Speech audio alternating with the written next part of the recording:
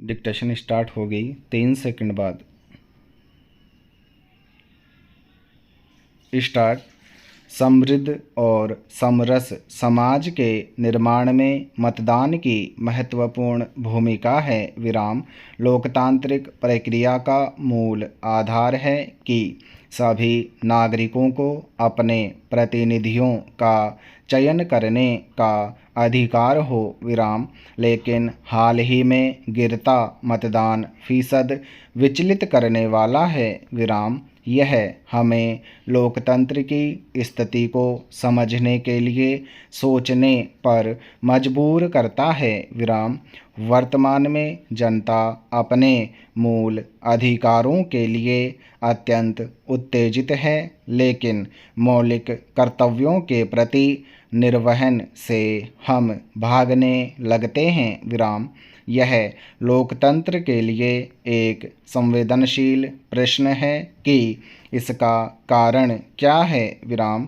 दुनिया की सबसे बड़ी युवा आबादी होने के नाते लोकतंत्र के उत्सव में बढ़ चढ़कर भागीदारी होनी चाहिए। वहाँ हतोत्साहित करने वाले परिणाम देखने को मिलते हैं। विराम। जो लोग अपने चुनावी क्षेत्र से दूर हैं, मतदान करने में अहम हैं, उन्हें भी किसी तरह सुरक्षित माध्यम से मतदान कराने के लिए शासन को ध्यान देने की आवश्यकता है। विराम। कुछ ऐसी नीतियाँ या नवाचार लाना चाहिए। विराम। इससे चुनाव में मतदान में भागीदारी ही नहीं बढ़ेगी, बल्कि विश्व में सबसे सफल लोकतंत्र के रूप में भारत की प्रतिष्ठा भी बढ़ेगी। विराम। पैरा। मणिपुर में क्यों नहीं थम रही है हिंसा। विराम। मणिपुर में अभी तक 50,000 से अधिक लोग बेघर हो चुके हैं। विराम।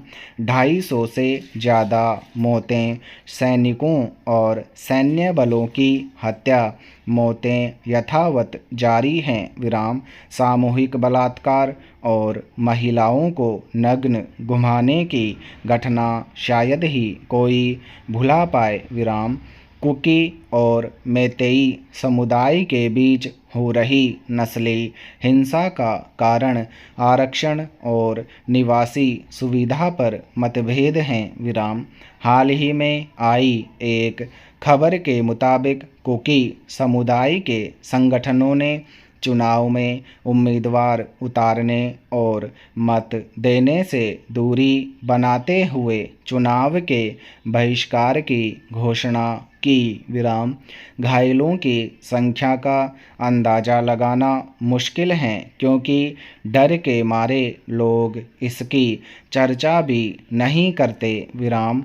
केंद्र और राज्य सरकार आदि सभी संबंधित पक्षों ने इस नस्लीय हिंसा के सामने घुटने टेक दिए लगते हैं। विराम। वरना हिंसा अनियंत्रित नहीं होती। विराम।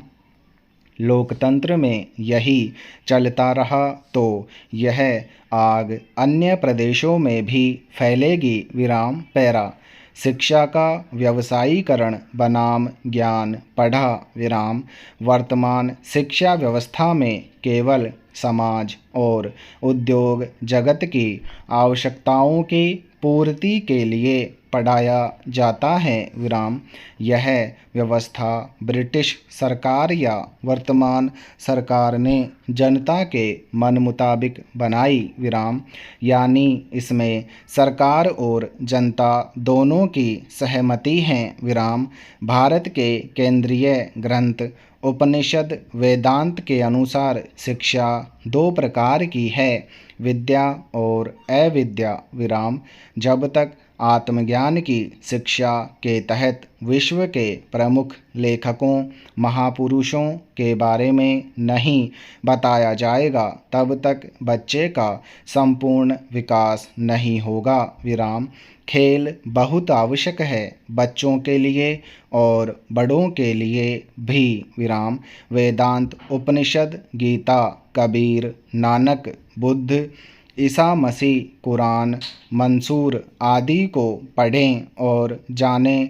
बिना बच्चों को किताबी ज्ञान भी नहीं समझ आएगा।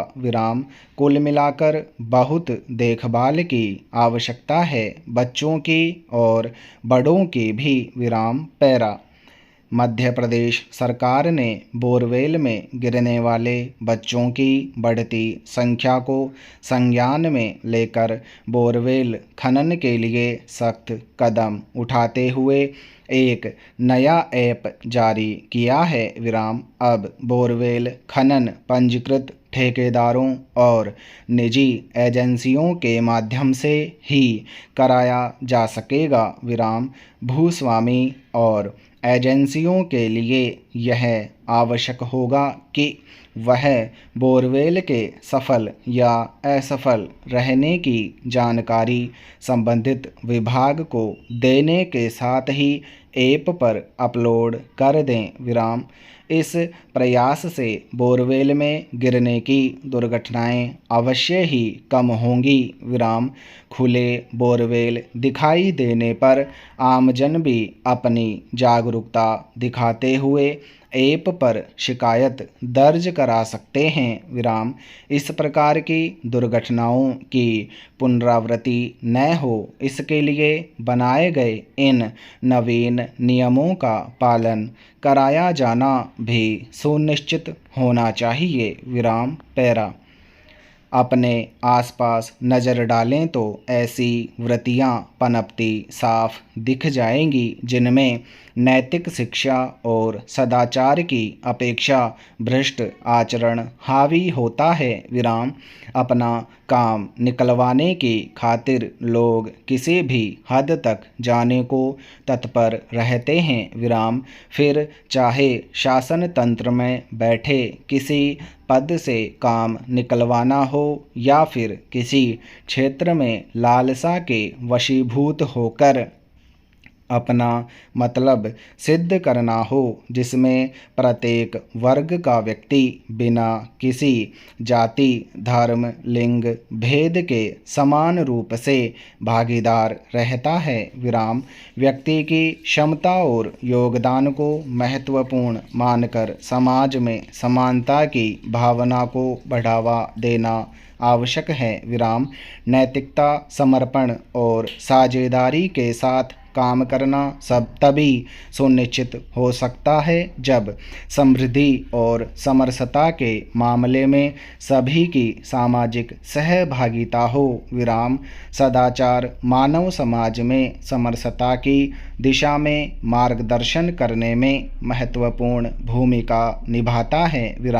यह मानवीय संबंधों में समानता और सहयोग की भावना को बढ़ावा देता है, जिससे समृद्ध समाज उन्नत होता है।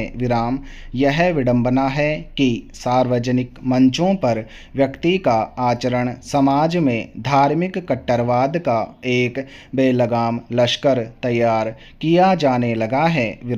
इसका परिणाम हर हाल में नकारात्मक होना है।